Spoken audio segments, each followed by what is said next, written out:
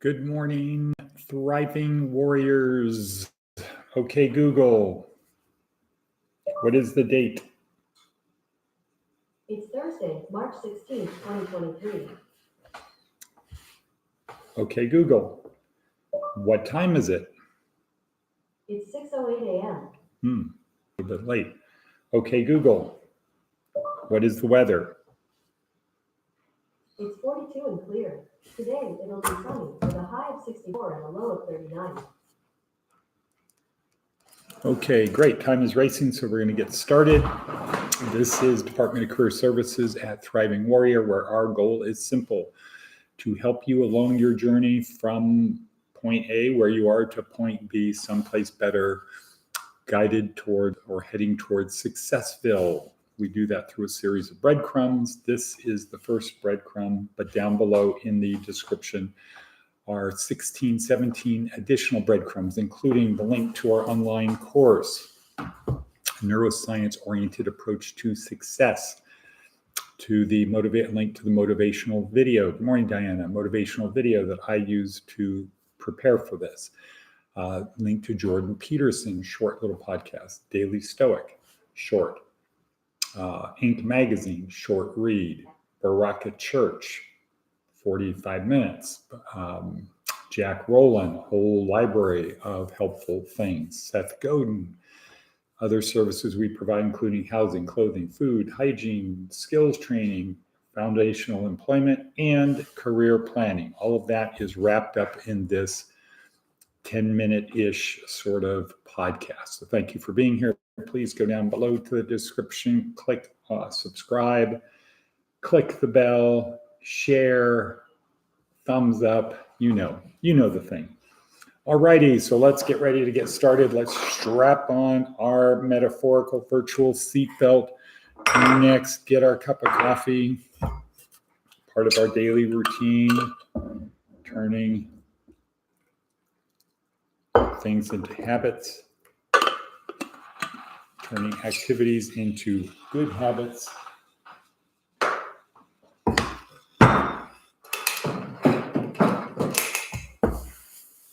I should get my napkin out before I start pouring the coffee. Now that's pen. I use the colored pen book to take notes.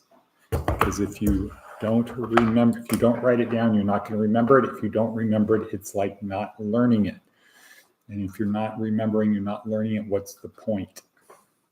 Okay, otherwise, you're just being what's called a poser. Alrighty. Okay, next breadcrumb is our daily theme. So you want to get from point A to point B. It's simple. Choose your words carefully. We're going to get down to some of the memes from today's video. The fifth law of happiness: whatever is expressed is impressed. Whatever you say is impressed, and whatever is impressed is expressed. Okay?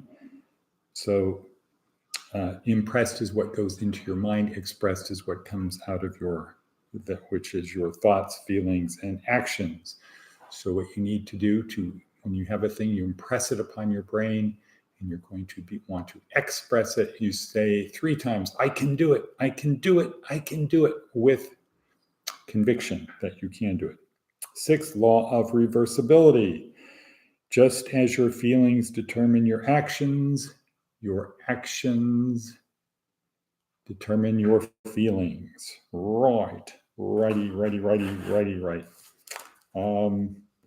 Okay, that's the theme. Choose your words carefully. Choose your words carefully.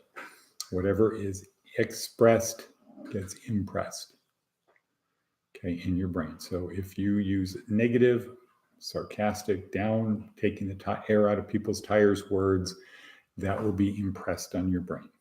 So move forward. Next, attitude of gratitude. So here's where we write down, I'm so happy and grateful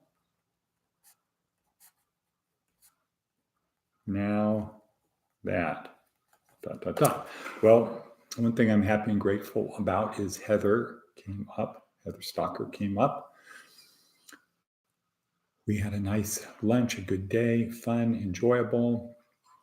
And she delivered 6 nice chairs. They don't have wheels on them. That's okay. But 6 nice, I guess they could be used around a dining room table. 6 nice chairs, they are there. And so thank you, Heather. I'm happy and grateful for that. Had some further progress with Boxable. That's going to be exciting things happening in the next couple weeks. Fingers crossed, knock on wood, etc. And yes, so that's what I'm so happy and grateful for. Also, I'm really happy and grateful. This is the last day of the training. It's a little bit difficult for me to be the driver and do my stuff, but this is day 4. Won't happen again tomorrow. Next, what is TED Talk? This is week 3, day 4 in our journey to get people in our car headed to Successville. Can't get to Successville without other people in the car helping me get there. I'm choosing the people, choosing the right people. How do I get the right people? So Monday, join tribe, nudge forward. Tuesday, how do you nudge? Wednesday, how to tell a compelling story. And today is functional storytelling. The secret science of storytelling, something like that. The magical science of storytelling. Right, David Phillips. And this is the story before the story. This is the thing that gets the primes the pump in our elegant equation. This helps bonding. So when you add value, step 2, add value. People are ready. They see the world the way you see it. Add value. So when you ask, they will say, I will go with you. I see the world as you see it. So this is a very, very, very good thing. David Phillips. All righty then. Next, Seth Godin. What do we learn? What can we learn from Seth Godin today? Your own billboard. Large sections of Los Angeles are studded with billboards for minor TV shows. These billboards exist nowhere else, even though there are televisions globally. Obviously, there's ego at work here, but it's sort of productive. First, there's the ego of the producers / networks. They like showing their peers what they're up to, and it probably makes it easier to recruit the talent that lives nearby. If you're in the famous business, being more famous, even locally, is a boost. And then there's the ego of the stars. After all, if they see the billboard, it's as if everyone sees it. Social media is simply a smaller scale digital example of this very tendency.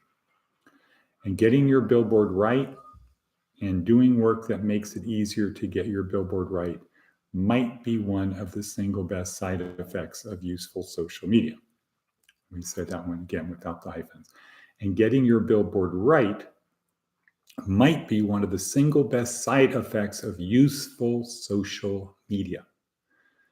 For, like the billboard in LA, it's best to not take them too seriously. Don't take your social media too seriously. Okay, thank you, Seth Godin. Now we're on to the fable. Today's fable is the fable of the wild boar and the fox. A wild boar was sharpening his tusks busily against the stump of a tree when a fox happened by. Now the fox was always looking for a chance to make fun of his neighbors. Okay, get that? Fox make fun of his neighbors. Key facts. So he made a great show of looking anxiously around as if to fear some hidden enemy. But the boar kept right on with his task. Eventually, the fox said, "Why are you doing that?" "There isn't any danger that I can see," sarcastically putting him down, as if I'm smarter than you are. "True enough," replied the boar, "but when danger does come, there will not be time for such work as this. My weapons will have to be ready for use then, or I shall suffer for it." Moral of the story: preparedness for war is the best guarantee of peace. or as the Romans said, si vis pacem parabellum. I say to you, cooperation, not preparation. The fox needs to get on board, meaning instead of having a reputation of making fun of his neighbors, what does it say here? Always looking for a chance to make fun of his neighbors. Hey, let's get this guy, instead of being the bad guy, let's try to get him on our side to be the good guy, to help improve our community, instead of, well, don't take the fox seriously. Just kind of ignore him. Okay, cooperation, not preparation. Fox needs to get on board. Compliment the boar for being a good neighbor. Hey, man, fox should have the approach of, wow, really appreciate you. You are getting prepared. What do you think I should do to help get prepared too? Be a good citizen. Boar could have suggested things to the fox could do to help. So the fox, instead of the boar just brushing him off, saying, well, actually, I'm superior to you because I'm preparing for if something bad happens, you won't be prepared. That's the subtext of what the boar is saying. Instead of that, it's like, hey, danger will come. We will have bad things. Let's, not I will prepare to save myself. Let's prepare for that now. Hey, fox, you're good at running, or you're good at whatever, you got a good nose or whatever. You're good at that. Maybe you can be the scout. Maybe you can be on patrol. So when something happens, you can be like Paul Revere. All right. So that's what I say to you about the wild boar and the fox. And let's see, we're at 11:51 in. 3 more things. Table, you're a craftsman of a table. Upon the table will be your accomplishments, but you need to have a table that's large enough and sturdy enough to hold the accomplishments. Because otherwise, if the table is too small, you'll accomplish something and then it'll get put over there, broken, misplaced, whatever. It won't be remembered. It won't be utilized. So you need to build a table that is large enough and strong enough, and the table is on 4 legs: physical, mental, emotional, spiritual. Next, moving right along, what's one way, Diana? What is one way, Diana, to get from point A to point B? One simple, easy way to get from point A to point B is to have an attitude. Okay, whatever is expressed is impressed. Have an attitude of what? Yesterday was the only easy day. Yesterday was the only easy day. So work a little bit harder, get comfortable being uncomfortable, embrace the suck, be more samurai, karate chop chop, meaning do things the best you possibly can with the time and resources you have. Be cooperative and participate with other people.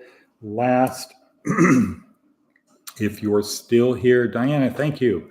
If you're still here, that means God is not through with you yet. So go out, cultivate a life of meaning and purpose, where meaning is act such that everything you do matters, and purpose is service to others. Try to help somebody less fortunate than you in a sustainable way. Go out to the margins, because that's the only way the margins will disappear, as quoted by Greg Boyle, G-Dog.